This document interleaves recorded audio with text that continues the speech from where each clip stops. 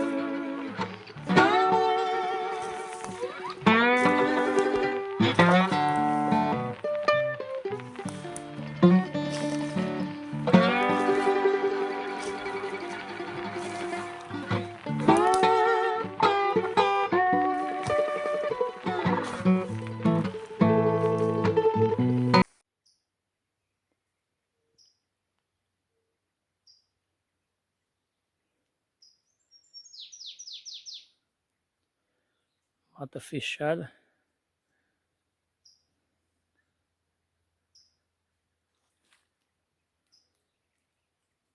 Árvores gigantescas.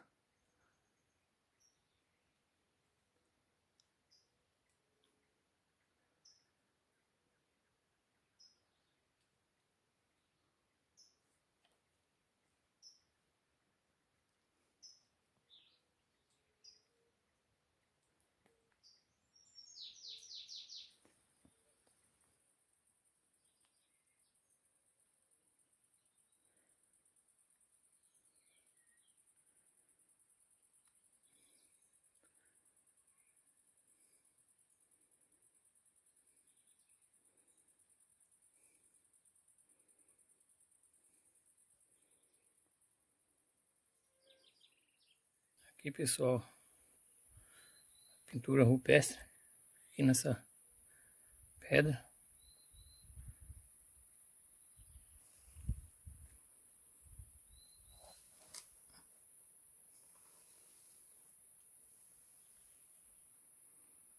Você vê que além da pintura rupestre tem a pintura burrestre também.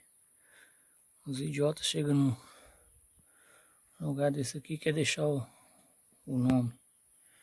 Tem uns aqui, mas não vou nem mostrar não para não dar ibope. Pedrona gigantesca aqui, ó. Onde ficam as pinturas.